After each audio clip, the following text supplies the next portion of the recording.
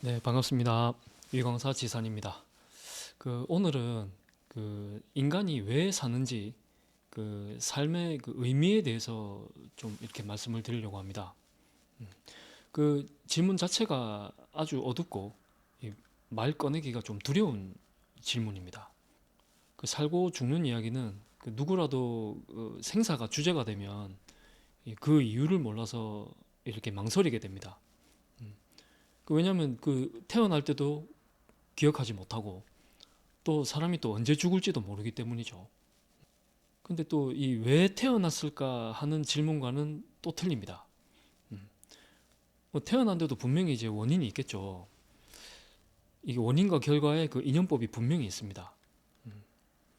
그러니까 이 생에 풀어야 할 숙제가 있다면 또 거기에 맞는 뭐 인간의 몸을 받아서 또 그런 부모 밑에 이제 태어나는 게 순리이죠. 그러니까 때가 되어서 어떤 조건이 만들어지면 이제 생겨나고 또 태어났다가 또 때가 되면 죽고 사라지겠죠. 뭐 부잣집에 태어나거나 뭐 가난한 집에 태어나거나 내 뜻대로 안 되기 때문입니다. 그게 뭐 때문에 태어났냐 물어보면 그건 이제 어리석은 질문입니다. 내 의지는 아니지만 이렇게 태어난 기회를 부정하는 질문밖에 안 됩니다. 저는 사람이 태어나서 살아가는 것을 어차피 인생은 고통의 바다인데 이번 생에 깨우쳐서 다시 안 태어났으면 좋겠다는 생각을 한 번씩 합니다. 이 사는 게 괴로우니까 그런 거죠. 예. 그냥 막 영적인 세계에 그냥 자유롭게 머물고 싶은 거죠. 분명히 뭔가 풀어야 할 숙제나 업이 있어서 이제 그것을 풀기 위해서 이렇게 태어난 것 같습니다. 그러니까 이번에 이 숙제를 잘 푸시면 다시 이 사바 세계에 오지 않도록 이번 생에 공부를 잘 해야겠죠. 뭐 다시 태어나지 않기 위해서 태어났다. 뭐 이런 생각을 저는 한 번씩 합니다. 근데 뭐 솔직히 뭐 죽지 못해 사는 거죠. 자꾸 이런 생각을 하면 이제 우울해지니까 이런저런 의미를 이렇게 한 번씩 더 보는 겁니다. 어쨌든 태어나서 살아가고 있는데 그 사람 생명이 이렇게 또 존귀한 줄도 알겠는데 이 살다 보니까 이제 의미가 궁금해진 겁니다. 그 애들도 그렇죠. 뭐 빠르면 유치원생이나 초등학생들도 이 자아가 생기기 시작하면서 내가 왜 태어났고 또 왜 사는지 학교를 왜 가야 되는지 또 공부를 왜 해야 하는지 이 궁금해질 때가 분명히 오죠. 이제 어른들이야 뭐 이제 각자 살기 바빠서 뭐 이리저리 정신없이 살면서도 또 어디인가는 또 그 삶의 의미를 두고 또 그것을 위해 살려고 합니다. 뭐 일단 뭐 먹고 살아야 하기도 하고요. 그또 애도 키워야 되고 집세도 내야 되고 특히 이제 살다가 이제 내 뜻대로 안 돼서 이렇게 힘들 때 좀 더 그렇죠. 나는 왜 살까? 막 이런 말이 뭐 그냥 나옵니다. 그 뭐 좀 살만한 여유가 있는 사람들도 뭐 자신의 존재에 대한 의문을 가질 수도 있습니다. 뭐 유산을 상속받았든 뭐 주식을 했든 뭐 코인이든 뭐 로또가 뭐 당첨이 됐든 뭐 예를 들어 번 돈으로 뭐 이렇게 기분이 좋아서 막 이렇게 밤새 막 술 진탕 마시고 오전 내내 자다가 뭐 일어나서 이제 속이 쓰리니까 막 동네 해장국집 가서 이렇게 속 풀면서 내가 왜 이래 살까 뭐 이렇게 살려고 그렇게 열심히 돈 벌었나 음. 그런 또 허무함에 또 왜 사는지 의문을 가질 수도 있습니다. 그래서 이제 남녀노소를 떠나서 그 인간이라면 분명히 이제 그런 생각을 품고 살아갑니다. 이 왜 사냐는 질문은 이 답이 안 나온다고 피해갈 일이 아닙니다. 이 삶의 의미를 두고 봤을 때는 이제 인간은 이제 크게 한 세 종류로 나뉩니다. 제일 먼저 이제 어떤 사람들은 그 사는 자체에 의미가 있다는 사람들이 있는데 이거는 답이 안 되죠. 아니 무슨 의미가 있는지를 묻는데 그 자체가 의미가 있다 그러면 이제 답이 안 되는 거죠. 묻는데 묻는 질문 자체의 의미를 말하면 이 말이 안 되는 겁니다. 어쨌든 이제 열심히 계속 살아가는 것, 이제 그 자체에 이제 의미가 있다고 이제 좀 착각하는 사람들이 많습니다. 그죠? 어떻게 보면 이제 조금 헷갈리게 하는 약간 도피성 대답이죠. 사는 자체에 이제 의미가 있다. 뭐 약간 왠지 설득력이 있고 뭐 위로받을 것 같지만 이제 그렇지가 않습니다. 또 사는데 이제 즐거운 사람들은 이런 말이 통하지만 이제 뭐 사는데 괴로운 사람들은 그렇지가 않습니다. 뭐 위로도 안 되죠. 그리고 또 단순히 이렇게 위로받으려고 이렇게 던지는 질문이 아닙니다. 답을 찾고 싶은 거죠. 내가 원해서 태어난 것도 아니고 뭐 태어나면 점점 늙고 병들고 죽어가는데 무슨 의미가 있겠는가. 또 그중에는 이제 더 파고들면은 이제 우울해지고 극단적인 선택을 하는 사람도 생기니까 막 그만 생각하는 사람도 있습니다. 근데 이제 그 말도 일리가 있습니다. 아무리 열심히 생각해봐도 그 의미를 찾을 수가 없거든요. 이 냉정하게 판단한 결과 이제 그 사람에게는 그 자살도 하나의 선택지였던 겁니다. 그 사는데 이제 의미가 없다고 생각하는 것 그 자체가 이제 괴로운 거죠. 뭔가 의미가 있고 목표가 있다면 뭐 열심히 해보겠지만 의미가 없는 것을 계속 한다는 건 그 솔직히 좀 참을 수가 없는 일입니다. 뭐 예를 들어서 이제 뭐 누가 시켜서 소금 가마를 등에 지고 이 바닷물 속에 들어가는 거하고 똑같은 겁니다. 뭐 일단 시킨 대로 하지만 뭐 첨벙첨벙 이렇게 한 발 한 발 이렇게 들어갈수록 이해가 안 가거든요.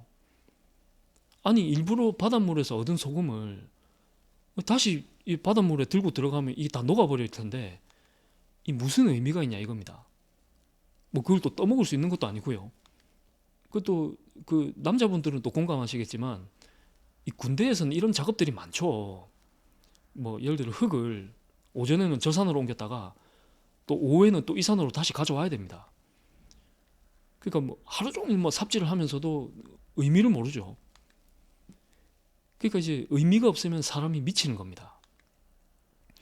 특히 이제 명분 좋아하는 이제 우리나라 사람들에게는 이 의미 없는 일을 계속 하라고 하면은 정말 참기가 힘듭니다.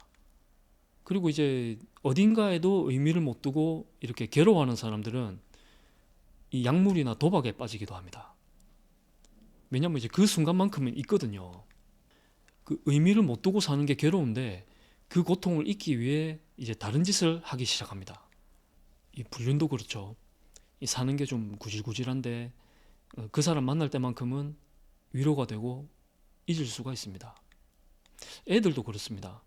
뭐 공부로 뭐 스트레스 받으면 뭐 게임이나 뭐 담배, 뭐 술 같은데 이렇게 손대는 아이들도 있습니다. 그러니까 사는 것 자체가 의미가 있다든가 뭐 태어났으니까 그냥 살아라는 말은 답이 안 되는 겁니다. 뭐 그렇다면 그 사는 의미는 각자 발견하면 안 될까요? 사람마다 모두 업이 틀리니까 각자 알아서 발견하면 안 될까요? 뭐 나는 내 자식 키우는 것이 유일한 보람이고 삶의 의미이다. 뭐 이런 부모님들 많으시죠. 자식을 위해서도 무엇이든 합니다. 사는 의미를 거기 두신 겁니다. 요즘 또 반려동물에게 또 그런 의미를 두시는 분들도 많죠. 보람도 느끼고 왜 사는지 의미가 생겨서 힘들어도 참을 수가 있는 겁니다. 마음의 위로도 받고요. 운동을 좋아하는 학생은 뭐 나는 국가대표 뭐 축구 선수나 뭐 야구 선수가 되고 싶다. 그러면 이제 거기에 의미를 두면 아무리 힘든 훈련도 뭐 견디면서 열심히 뛸 수가 있습니다. 또 이제 뭐 정말 사랑하는 여자가 생겼다면 그 여자에게 줄 그 프로포즈 반지를 사기 위해서 그 공사판에 노가다도 마다하지 않는 젊은 남학생도 있습니다. 거기에 그 의미를 두면 그렇습니다. 그 사람마다 각자 업에 따라 사는 의미를 두고 살지만 이제 그것은 계속 유지되거나 영원한 것은 아닙니다. 뭐 우리 아이 성적이 내 생각만큼 안 오르고 또 뭐 운동선수가 되고 싶어도 뭐 체력이 안 받쳐주거나 아니면 자꾸 부상을 당하거나 아니면 또 반려동물이 또 먼저 세상을 떠나거나 또 사랑하는 사람이 나를 배신하거나 만약에 그 의미를 둔 것이 사라지거나 부서지거나 없어지거나 죽어버리면 또 엄청난 고통이 또 찾아옵니다. 그러면서 이제 그 허무함에 또 한탄하죠. 내가 이러려고 살았나? 내가 왜 살까? 아니 뭐 차라리 태어나질 말걸. 뭐 부모님도 막 원망스럽고 그렇습니다. 그러니까 이제 존재 자체를 이제 부정하기 시작합니다. 이 석가모니 부처님께서는 이런 인간의 삶에서 오는 아주 원천적인 고통을 이렇게 해결하시고자 출가를 하셔서 깨우치셨습니다. 그 석가모니 부처님은 이제 한 나라의 왕자로 태어났는데 그 이 왕의 지위와 이 부와 명예 그리고 가족과 처자식까지 다 내려놓고 이렇게 출가를 하신 이유는 그 이제 인생의 무상함을 느꼈기 때문입니다. 이제 무상함은 이제 쉽게 말하면 바로 이제 태어나서 뭐 늙고 병들고 죽는 겁니다. 근데 이제 여기서 정말 중요한 것은 이 먼저 인생의 무상함을 이 직시를 해야 됩니다. 삶은 어떤 작은 것에 의미를 두고 그것을 핑계로 도망만 다니면 이제 그것이 사라지고 없어지면 괴롭기만 합니다. 그런 무상함을 피하지 말고 이 맞서서 이 두 눈 부릅뜨고 똑바로 지켜봐야 됩니다. 그러니까 이 정신 차리고 그 실체를 보는 겁니다. 이게 도대체 뭔지. 이 언젠가는 사라져서 괴로운 것이라면 이것이 이제 진정한 살아가는 의미라고 할 수 있을까? 이 나타나고 사라짐이 끝이 없는 이 세상에서 이 진정한 살아가는 의미는 무엇인가? 여기에 초점을 두어야 이 진정한 행복을 느낄 수가 있습니다. 이 내가 살아가는 의미로 여겨왔던 것들이 분명히 때가 되면 사라지고 없어지고 파괴될 텐데 이제 그때야말로 이제 진정하게 살아가는 이 의미를 알고 싶다는 생각이 들게 됩니다. 그러니까 이런 마음을 이제 보리심이라고 합니다. 살아가는 진정한 의미를 알고 싶다고 생각하는 첫 마음. 이것이 보리심입니다. 그 진정한 의미를 알고 싶다. 이 진리를 알고 싶다. 그러니까 깨닫고 싶다는 마음입니다. 그렇게 일으킨 보리심은 어떤 일이 있어도 무너지거나 부서지지 않습니다. 처음 먹었던 마음, 이 초심과 이 마음을 지키는 데 필요한 금강심, 다 여기에 해당됩니다. 이 모든 것은 다 변하고 무너져서 사라지고 없어진다는 것을 경험하거나 또 깨우친 후에는 이런 세상에 살아가는 진정한 의미, 진짜 의미를 이 가르쳐 주는 것이 불교입니다. 이 보리심이야말로 진정한 행복, 없어지지 않는 행복을 알게 해줍니다. 이 고통에서 벗어나서 이렇게 멋진 말로 하면 해탈하게 해줍니다. 그러니까 중생을 구제하기 위해서 나부터 깨달음을 얻으려고 하는 그 용맹스러운 마음을 말합니다. 이 구제라는 것이 뭐 오늘 하루 먹을 밥을 이렇게 제공하고 뭐 좌절한 사람에게 뭐 위로의 한마디를 해주고 하는 뭐 그런 것이 아닙니다. 뭐 이런 도움은 또 금방 사라질 것이기 때문에 물론 훌륭한 일이지만 그렇다고 그 사람을 뭐 평생 먹여 살리거나 뒤에서 계속 응원은 못 해주죠. 그럼 이제 그 진정한 그 중생 구제는 무엇이냐? 이 사라지지 않는 행복과 또 그 마음을 그 순수한 본성의 자리로 돌려주는 것. 그러니까 이제 마음의 해탈을 얘기합니다. 자, 그러면 나는 모든 이들을 해탈하게 해서 그 진정한 깨달음의 행복의 세계로 이래 안내하고 싶다는 생각을 마음을 먹었는데, 근데 이제 냉정하게 현실적으로 생각해 보면 내 지금 상태를 본다면 아직 멀었죠. 이 구제가 가능한 것은 부처님밖에 없습니다. 그러면 내가 부처가 되면 되겠죠. 그래서 내가 모두를 위해서 이제 부처가 되겠다고 이 낸 첫 마음이 이 보리심입니다. 그리고 이 보리심을 낸 사람을 이제 보살이라고 하죠.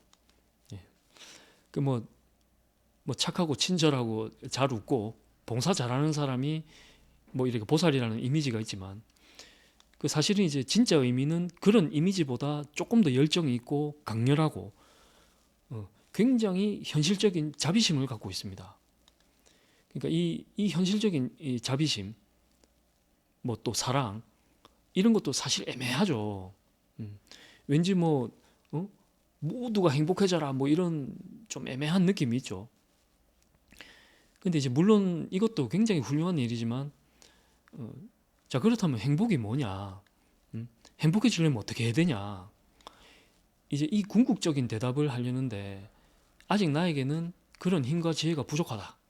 그런 지혜와 힘을 또 그런 마음을 내기 위해서 이 부처님 법을 이 진리를 배우는 것입니다.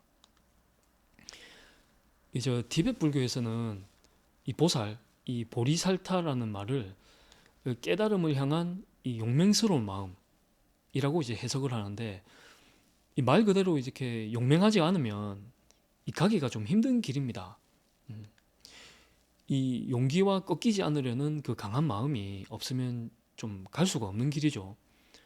그래서 이제 부처가 되는 길은 정말 힘든 일입니다.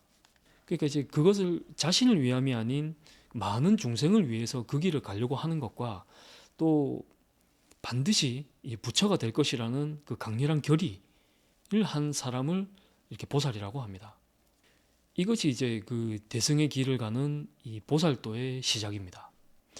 근데 이제 이 보리심을 가지고 이 가는 길이, 이 보살도가 워낙 힘든 것이기 때문에 이것이 가진 아주 강력한 장점을 이렇게 미리 알아두고 있으면 이 정신 건강에 아주 좋습니다. 간단합니다. 이 자비심과 보리심의 아주 강력한 장점은 이 모두를 위하는 마음이야말로 결국은 자기 자신을 행복하게 한다, 이것입니다. 또 아주 빠르게 초고속으로 이 마음의 평화, 이 해탈의 길로 이끌어준다, 이것입니다. 나는 무상함을 직시하고 보리심을 내어서 그 길을 용맹스럽게 또 기꺼이 간다.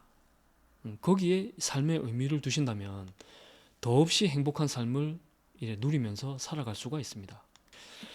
오늘은 조금 그 무거운 주제로 말씀을 좀 드렸는데 좀 생각 정리가 잘 되셨는지 모르겠습니다.